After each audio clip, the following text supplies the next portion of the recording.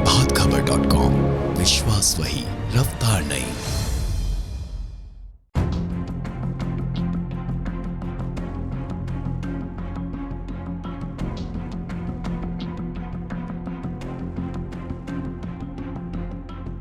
पश्चिम बंगाल विधानसभा चुनाव के नतीजों के बाद हुई हिंसा की जांच सीबीआई करेगी।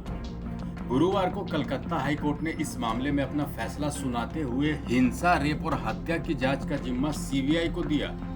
कलकत्ता हाईकोर्ट ने एसआईटी के गठन के निर्देश भी दिए हैं, जिसमें बंगाल पुलिस के सीनियर अधिकारियों को शामिल करने की बात कही गई है।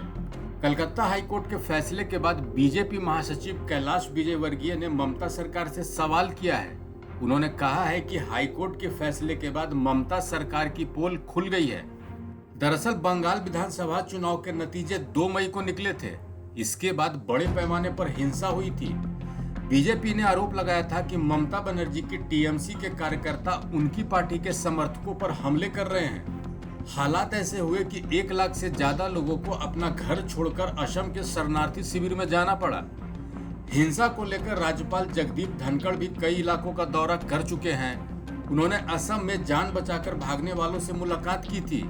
बीजेपी का आरोप है कि टीएमसी के हिंसा मॉडल से 100 से अधिक बीजेपी कार्यकर्ताओं की हत्या कर दी गई है। बंगाल में चुनावी नतीजों के बाद हुई हिंसा पर खूब बयानबाजी भी हुई है। राष्ट्रीय मानवाधिकार आयोग ने बंगाल के हिंसा प्रभावित इलाकों का दौरा किया था और अपनी रिपोर्ट कलकत्ता हाईकोर्ट को सौंपी थी। उस रिपोर्ट में भी हिंसा को लेकर ममता बनर्जी सरकार पर सवाल खड़े किए गए थे।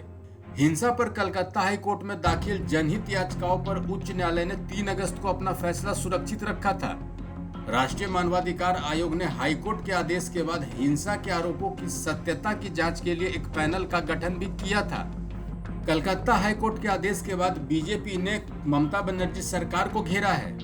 बीजेपी महासचिव कैलाश विजयवर्गीय ने कहा है कि पश्चिम बंगाल में ममता सरकार की देखरेख में चुनावी नतीजों के बाद हिंसा को अंजाम दिया गया। कलकत्ता हाईकोर्ट के फैसले ने ममता बनर्जी सरकार की पोल खोल दी है। हम हाईकोर्ट के आदेश का स्वागत करते हैं। बंगाल के बीजेपी अध्यक्ष दिलीप घोष ने भी कलकत्ता हाईकोर्ट के फैसले पर अपनी बातों को रखा है। दिलीप घोष ने कहा है कि कलकत्ता हाईकोर्ट के फैसले के बाद पीड़ितों को न्याय मिलेगा। बंगाल में 180 से ज्यादा बीजेपी कार्यकर्ताओं की हत्या की जा चुकी है। राष्ट्रीय अध्यक्ष की कार पर भी हमले किए गए। अब अदालत से फैसले की उम्मीद जगी है।